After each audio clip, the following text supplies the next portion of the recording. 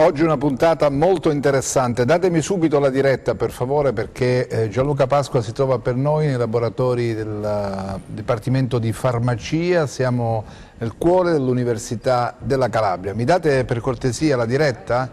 Voglio vedere, ecco, Gianluca Pasqua, lo vedo adesso comparire sul monitor. Accanto a lui c'è il mitico grande professor Sebastiano Andò.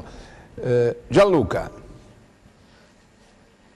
Ciao direttore, ancora buon pomeriggio. Dicevi il mitico professore Sebastiano Andò, che ci stava raccontando tutto quello che riguarda questo Dipartimento di Farmacia, Scienza della Salute e della Nutrizione, un vanto per l'Università della Calabria, un vanto per la Calabria e per tutto il Mezzogiorno, perché ci spostiamo subito con il professor Andò verso una mappa che fa vedere, fa capire meglio di qualsiasi altra parola quanto è importante questo Dipartimento. L'unico puntino in questa mappa dell'Italia dove ci sono i dipartimenti di eccellenza, l'area 6 scienze mediche. Come vedete, per trovarne un altro bisogna salire nel Lazio e poi guarda. ancora nelle Marche, in Toscana, in Liguria, in Veneto, in Friuli. L'unico puntino blu è questo del Mezzogiorno, è questo del Dipartimento calabrese. Iniziamo così per farvi capire l'importanza di queste stanze.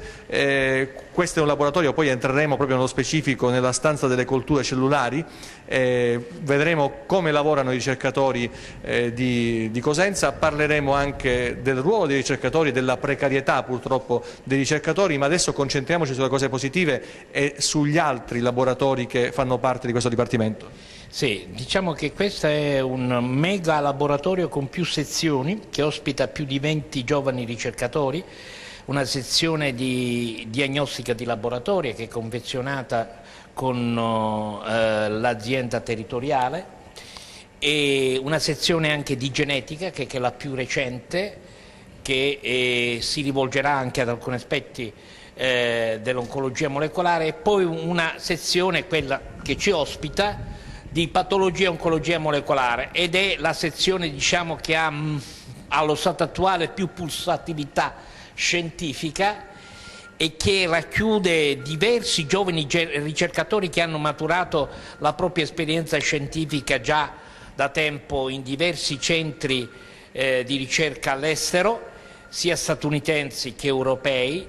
E dicevo che proprio al contributo di questi giovani, addirittura dal 90 ad oggi, possiamo dire che più generazioni di ricercatori si sono formati tra queste mura, e la sommatoria di questo talento giovane, di questa dedizione anche al lavoro di ricerca, ha contribuito al riconoscimento prestigioso a cui lei faceva riferimento, il riconoscimento del Dipartimento di Farmacia, Scienza della Salute e della Nutrizione come Dipartimento che esprime l'area di eccellenza nazionale per la ricerca medica, l'unica area presente nel Mezzogiorno, e che ci consentirà, anche grazie ai finanziamenti che abbiamo ottenuto, circa 8 milioni nel prossimo quinquennio, di dotarci anche di strumentazioni biomediche ad alto tasso tecnologico.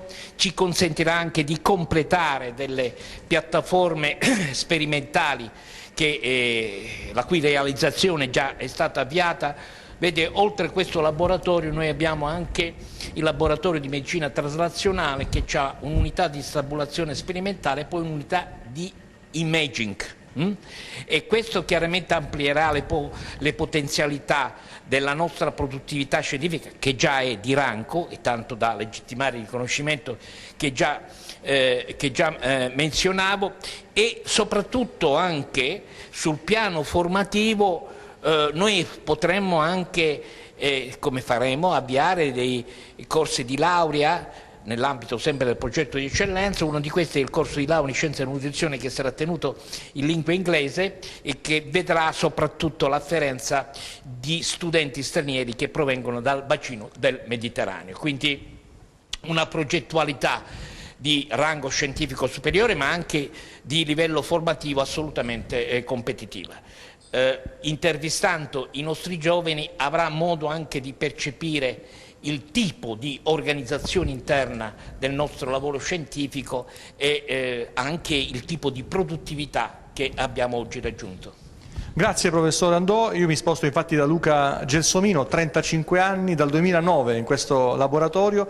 Come funziona questo laboratorio? Il laboratorio principalmente funziona perché c'è una grande curiosità che nasce proprio dal professor Andò, e questa grande curiosità che lui ci trasmette ogni giorno ci fa fare il nostro lavoro quasi anche per a volte 10-12 ore, perché il nostro più grande obiettivo è quello di capire quali sono i meccanismi molecolari che sostengono la crescita, lo sviluppo e la progressione di un tumore.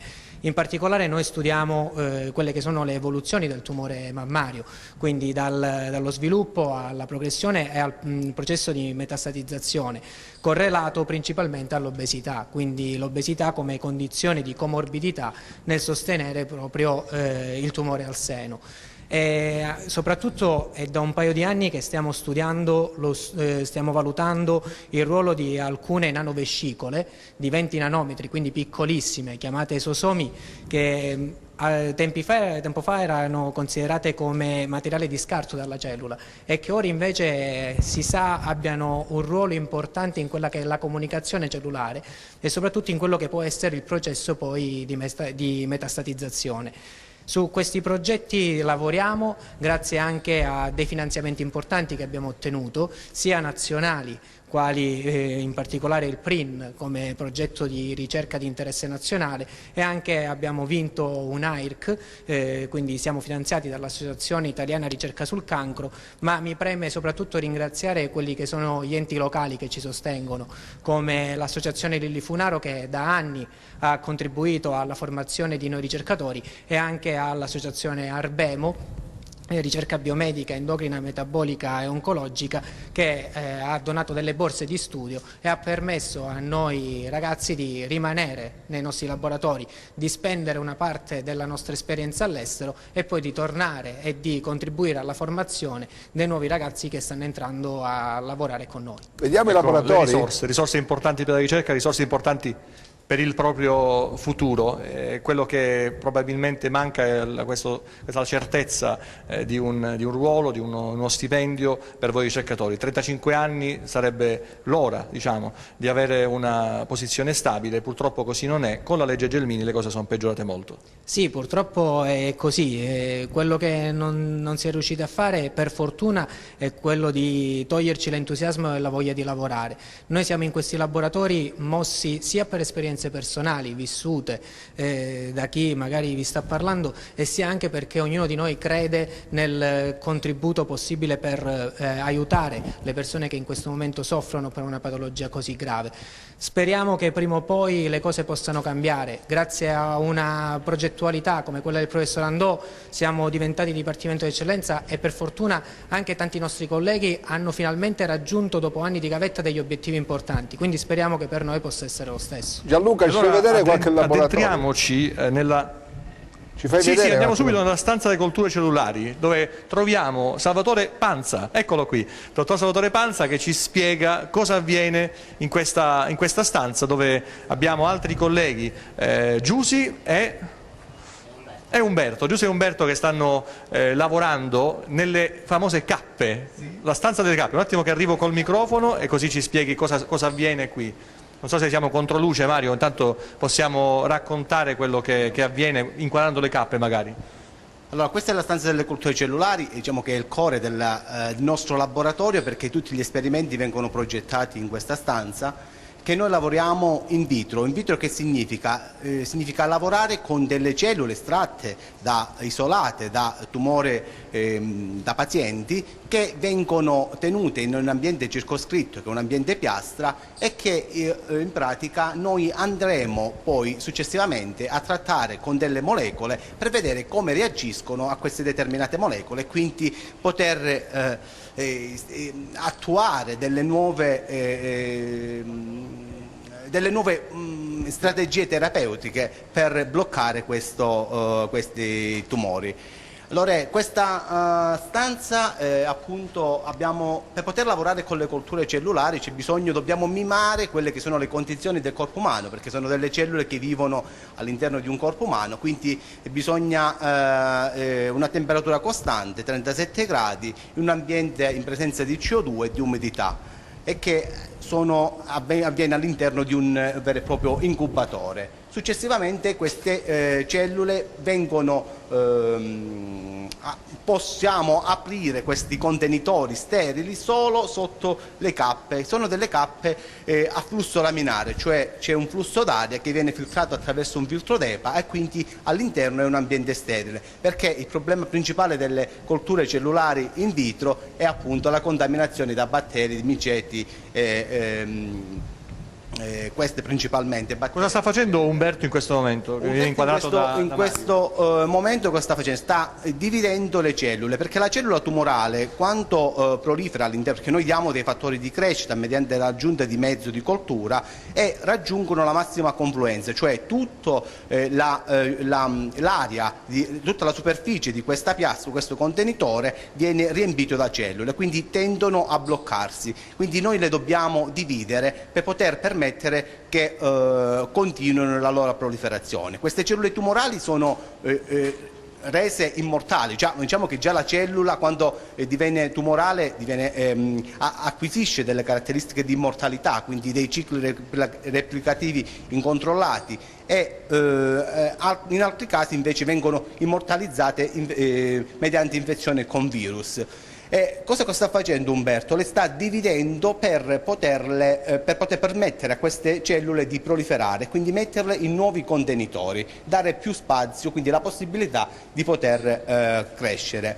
Nonostante sono delle cellule tumorali, noi ci teniamo perché ci permettono di portare avanti i nostri progetti di ricerca e quindi le curiamo e le accudiamo come quelli che sono veri esseri viventi. Vediamo l'incubatore, Mario Scarpelli inquadra l'incubatore che è questa sorta di frigorifero, che non è questo il termine perché comunque la temperatura è a 37 gradi, 36,9. In presenza di CO2 al 5%, è un ambiente umido, cioè le caratteristiche del corpo umano, vanno a mimare le caratteristiche del corpo umano. In questi contenitori sterili le cellule proliferano e arrivano a una certa dimensione, dopodiché voi le dividete? Noi le dividiamo e le mettiamo in altri contenitori. Per esempio, questo è un contenitore che si chiama Multiwell da 6, dove all'interno ci sono appunto 6 well e ci sono delle cellule che vengono trattate con delle molecole. Successivamente a queste cellule che cosa andiamo a fare noi?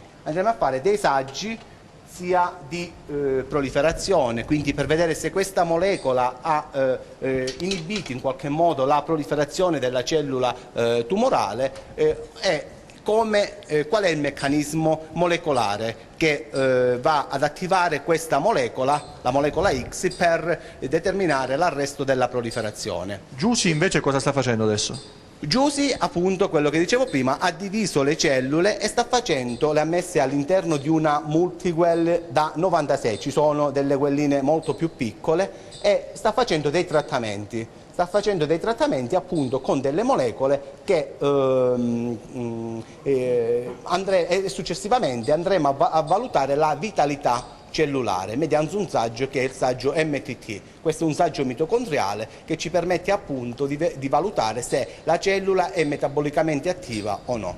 Naturalmente noi vediamo del liquido, però poi possiamo spostarci dalla parte del microscopio. Con questo mezzo si riesce a vedere bene la cellula. Come ho già detto, noi dobbiamo mimare le condizioni del corpo umano, quindi anche in questo caso noi dobbiamo dare dei nutrienti alla cellula. Come diamo i nutrienti? Mediante l'aggiunta di mezzi di coltura che sono ricchi di sali minerali e vitamine e mediante l'addizione all'interno di questi mezzi base di siero.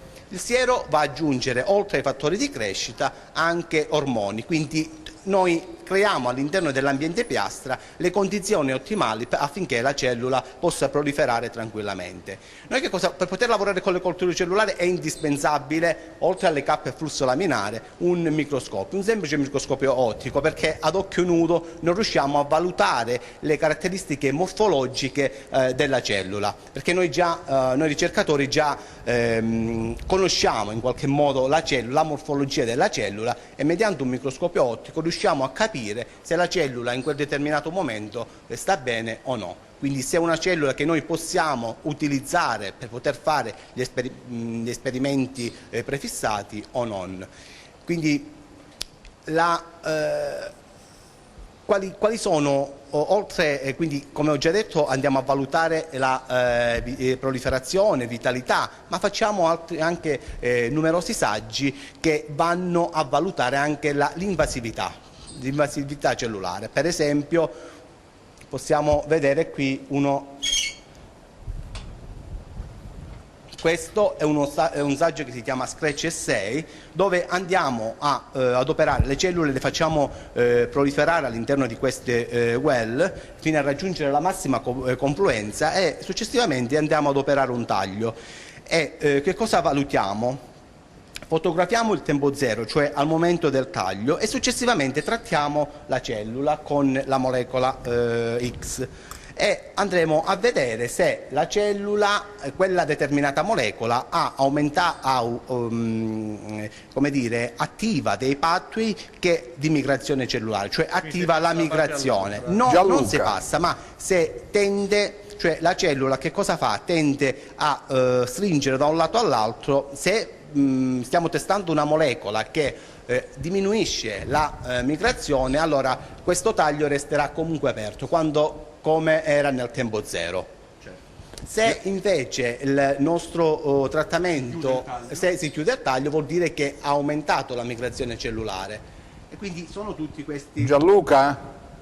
Questi sono i saggi Scratch Essay, ma ce ne sono tanti altri. Direttore, dimmi tutto. Sì, voglio sapere, ma questi esperimenti che fanno, laboratorio bellissimo, straordinario, questi giovani che lavorano alla ricerca, loro sono fiduciosi sul fatto che prima o poi si riuscirà a trovare qualcosa che possa distruggere queste cellule tumorali e debellare questo terribile male? Questa è la domanda che ho posto anche a microfoni spenti, naturalmente, sugli obiettivi e sui risultati. Magari ne parliamo nel laboratorio, in modo che possiamo far vedere poi come funziona, o meglio come si verifica quello che accade alla cellula trattata con le molecole. Quindi ci spostiamo nell'altra stanza, lasciamo la stanza delle cappe e parliamo appunto di obiettivi che sono molto alti, molto importanti, e i risultati fin qui ottenuti. Lo facciamo in compagnia di Giusi, ma resta con noi il dottor Salvatore Panza, detto Sasà, perché ognuno qua ha un soprannome che abbiamo parlato prima con Gelso, che era Luca Gelsomino. Sasà è una bella squadra questo laboratorio. Partiamo con Giusi appunto di questi test sulle cellule e le molecole.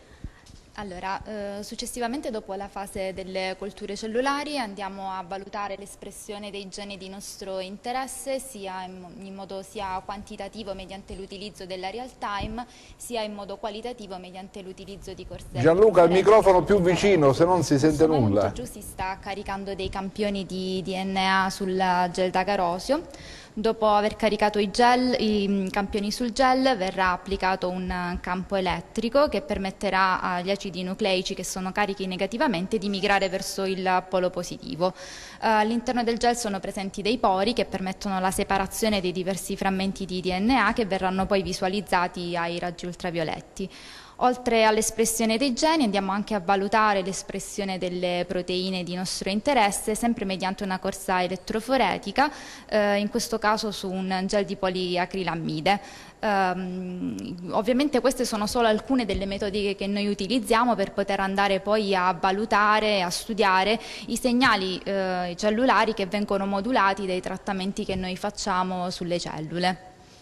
Grazie a Giusy, avete visto anche Daniela al lavoro, torniamo con Salvatore Panza proprio per parlare appunto degli obiettivi, se vuole raggiungerci anche Luca Gelsomino, l'obiettivo è quello di trovare delle cure. Sì, l'obiettivo appunto è quello di trovare delle cure e sconfiggere in qualche modo questo male che ormai negli ultimi anni sta prendendo sempre più piede. Non è semplice, ma non ce la stiamo mettendo tutta, anche perché da un punto noi la patologia, quindi il tumore, cerchiamo di studiarlo proprio alla base, all'origine. Quali sono i meccanismi molecolari che si instaurano in una cellula affinché questa cellula continui in una proliferazione incontrollata. E proprio sono questi gli studi che noi facciamo, cerchiamo di capire qual è la base della tumorogenesi.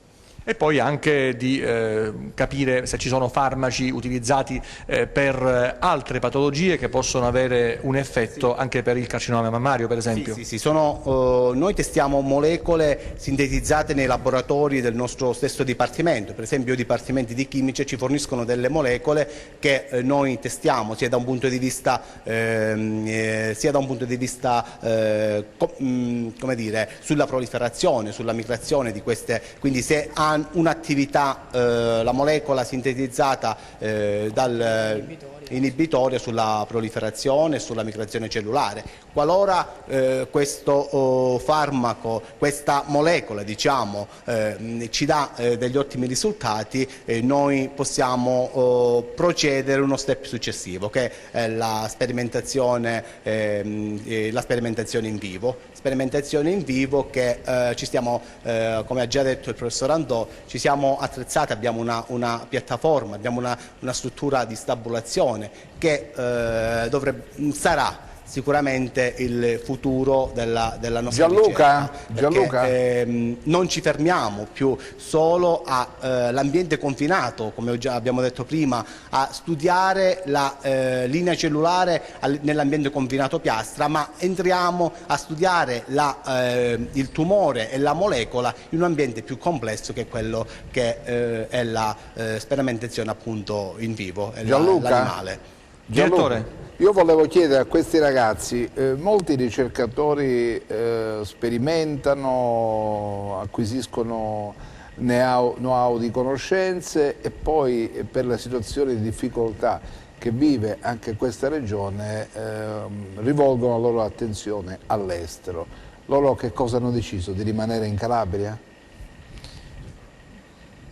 Ma loro ci stanno provando. Io ho letto proprio dietro di noi c'è l'articolo di un giornale con il titolo emblematico su quello che stai dicendo, il ritorno dei cervelli in fuga. Non ho letto l'articolo, però hai beccato proprio l'argomento giusto e devo dire che ho avuto modo di conoscere Luca prima, che ci ha detto 35 anni, precario. Salvatore ne ha un anno in più, però la condizione è quella. La condizione è quella, sì. Purtroppo negli ultimi anni la situazione dei ricercatori con il decreto Gelmini che ha abolito la figura del ricercatore, purtroppo ci ritroviamo a essere precari fino a tarda età. Speriamo le cose possano cambiare perché sicuramente la passione c'è. Noi ce la mettiamo tutte, però da un punto di vista economico ci deve essere anche la gratificazione, che non deve essere una gratificazione che ci permetta di vivere in condizioni di lusso, ma che ci permetta di portare avanti le nostre famiglie nelle migliori delle condizioni, anche perché di lavoriamo veramente tanto, con passione, quindi dall'altro lato le gratificazioni da un punto di vista lavorativo ce le prendiamo, però da un punto di vista economico questa cosa dovrebbe cambiare un po'. Quando leggete della fuga dei cervelli, diceva il direttore, c'è un fascino che esercita all'estero dove a quanto pare le professionalità vengono... Io sono stato a Strasburgo all'IGBMC, che è un istituto di fama internazionale, e la ricerca è... Non è che voglio dire che in Italia la ricerca non viene considerata, è considerata, però purtroppo è come se viene lasciata in mano al precariato, cioè vengono toccati una serie di settori considerati magari precariato, ma la ricerca no. Per esempio la figura dell'assegnista di ricerca non rientra nelle stabilizzazioni della legge Madia, un esempio. La legge Madia, l'assegnista di ricerca che comunque ha dei contratti con un ente qual è l'università, quindi con un ente pubblico, non rientra nella legge Madia, quindi nella stabilità del precariato. E queste sono delle lotte che come associazione dei dottorandi e dottorati, l'ADI, stiamo portando avanti, perché non è possibile che una figura così professionalizzata, qual è quella del ricercatore, che ha comunque ha avuto un percorso di studi, cioè ha sostenuto un dottorato che è la maggiore livello formativo universitario, accademico, non possa rientrare in una stabilizzazione all'interno dell'amministrazione. Gianluca?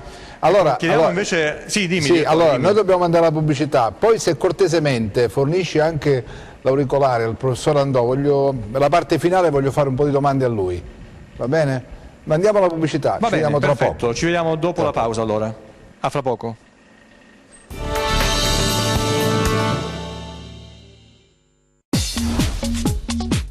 Cerca Teleeuropa sul tuo Play Store o Apple Store e scarica la nostra app. Allora, eccoci tornati in diretta, siamo collegati con laboratori del Dipartimento di Farmacia dell'Università della Calabria. Gianluca è con noi, ci sta raccontando. Sì, eccoci. Ecco, Sì. mi fai parlare con il professor Andò? Mi sente il professor Andò? Sì, è collegato con te, ti sente. Ecco, intanto professore, grazie per averci consentito di entrare in questa miniera dalla quale si estraggono talenti ed eccellenze. Grazie a voi. Speriamo che questa regione riesca a trattenere le cose positive, di utilizzare il know-how di questi ragazzi, sono tutti meravigliosi, straordinari. Questo Dipartimento ottiene riconoscimenti in tutto il mondo, però mi lasci dire, possiamo andare con le immagini del professore per favore, mi lasci dire, in Calabria un po' il piatto piange o no? Guardi, la nostra è un'esperienza per quanto circoscritta, però positiva. Devo dire che in questo laboratorio a cui un po' la trasmissione di oggi si è dedicato, in questo laboratorio abbiamo avuto la possibilità di far maturare scientificamente più generazioni di ricercatori. Le risorse che ci siamo procurati grazie al rango scientifico che oggi esprimiamo hanno permesso la possibilità di mantenere questi giovani per certi periodi di tempo, di assicurargli un tenore di vita decoroso, come si deve commisurare ad un ricercatore che fa una scelta di vita di questo tipo, e a un certo punto poi i curricula sono migliorati a tal punto da poter legittimare un loro inserimento anche nella carriera accademica. Se mi si domanda qual è la percentuale dei membri del nostro Dipartimento che proviene da questa fascia generazionale di giovani ricercatori, dobbiamo dire che la percentuale supera più del 30%, cioè dei 65 docenti, ben 30, quasi la metà, diciamo un po' in eccesso, ma comunque proviene da questa fase proprio di reclutamento scientifico che ha avuto una sua durata certamente, ma se mi domanda qual è il bilancio di questo tentativo, devo dire che il bilancio è estremamente positivo, il saldo di questa sperimentazione umana scientifica è sicuramente attivo. Oggi costituiscono la componente più giovane della docenza del nostro Dipartimento, che ha raggiunto i traguardi che lei sa. Senta professore, questo laboratorio studia, lavora, analizza, cerca di capire come funziona la cellula tumorale, come la si può contrastare, quali sono gli strumenti per distruggere, per debellare questo maledettissimo male. Io le chiedo, lei è un ricercatore, uno scienziato, ci sono delle prospettive come dire, che possono essere indicative, vanno nella direzione della distruzione di questa maledetta cellula o no? Lei che sensazioni ha? Perché lavora quotidianamente con questi strumenti. Guardi,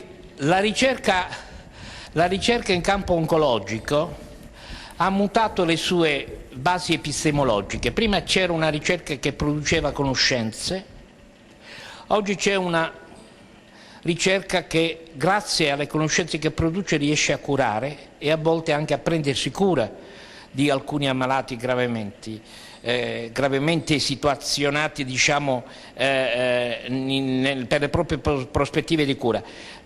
Quello che mi preme però sottolineare è una nuova dimensione della cura dell'ammalato oncologico, e cioè la cellula tumorale è una minima parte, o vorrei dire un segmento, se così possiamo esprimerci, di quella che è la storia naturale di una malattia tumorale. La cellula tumorale convive con un ambiente, interagisce con l'ambiente, e quindi i target terapeutici che si devono elaborare si devono rivolgere anche all'ambiente in cui vive la cellula. Quindi la dimensione ormai dell'approccio terapeutico è una dimensione che cerca di far convivere l'ammalato con la cellula neoplastica in un rapporto quasi simbiotico.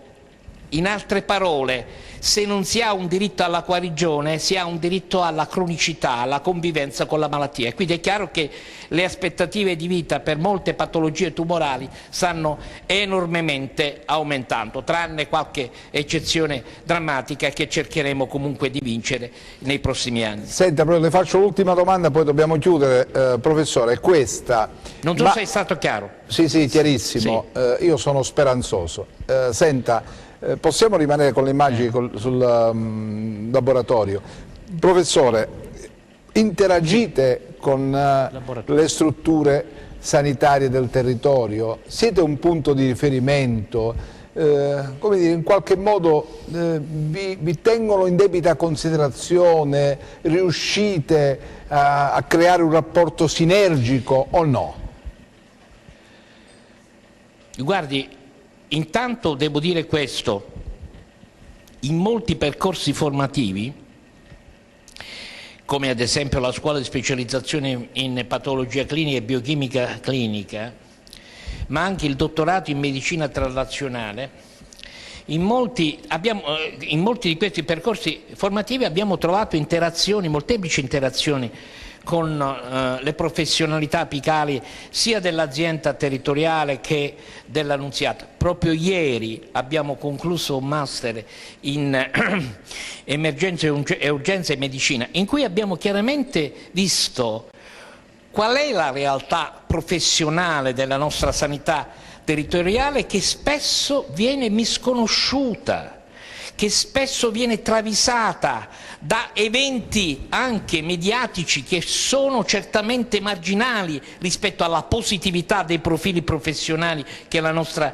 sanità oggi è capace di esprimere. Allora è chiaro che tutto questo va canalizzato anche in un rapporto sinergico con l'istituzione formativa superiore. L'università ha un ruolo importante nel dare la possibilità alla realtà sanitaria di migliorarsi, ma non occupandola, come spesso fa il ceto politico, ma migliorandola all'interno, cercando di creare innovazioni, pulsatilità scientifica, competitività, perché chiaramente la prestazione medica non sia quanto più affrancata dalla routine quotidiana. Ecco, il compito di un'istituzione formativa superiore è proprio quella di innescare risorse e sollecitazione per il miglioramento delle conoscenze e quindi creare modelli di pedagogia professionale certamente di livello superiore. Professore, mi risponda con sì o con un no. Crede ancora nell'istituzione della facoltà di medicina ad Arcavacata? Ma è un processo che stiamo costruendo e che ci darà ragione. Grazie Gianluca, grazie a te e a Mario Scarpelli per questa incursione nel laboratorio, bellissimo, ci avete fatto vedere tante cose, abbiamo toccato con mano anche questa passione, questa dedizione di questi giovani ai quali va il sostegno di tutti noi. che siamo qui e sosteniamo profondamente le ragioni della calabresità, quella forte, quella orgogliosa, quella fiera e quella che produce intelligenza, produce cultura, produce voglia di fare. Andiamo avanti così e nei prossimi giorni, mercoledì prossimo e venerdì prossimo, vi racconteremo altro spaccato all'interno di questa eccellenza che è l'Università della Calabria. A Gianluca per chiudere. Gianluca, a te. Sì. Grazie direttore, noi abbiamo vissuto un pomeriggio diverso conoscendo i ricercatori, conoscendo il loro lavoro, approfondendo qual è il loro ruolo in questo momento nell'Unical. È un lavoro affascinante che ha un obiettivo molto alto e noi tifiamo per loro sia nel senso della riuscita del loro lavoro ma anche della stabilità e del riconoscimento di tutto quello che fanno ogni giorno senza orario. Qui non c'è un orologio, anzi c'è ma no, neanche funziona probabilmente. Per il loro futuro ma anche per il futuro della collettività. Bene Gianluca, speriamo che questi ragazzi possano ottenere quello che sono le loro aspettative e non debbano poi a un certo punto decidere di andare via e lasciarci qui in questa regione che aspetta sempre Godot. Godot forse ce l'abbiamo in casa e sono i nostri giovani, le nostre intelligenze, la nostra capacità di saper fare le cose, perché forse vedendo questi ragazzi e quelli che abbiamo visto il mercoledì scorso in un altro laboratorio dell'università sono come dire, il fiore all'occhiello di questa terra. Arrivederci, ci vediamo mercoledì.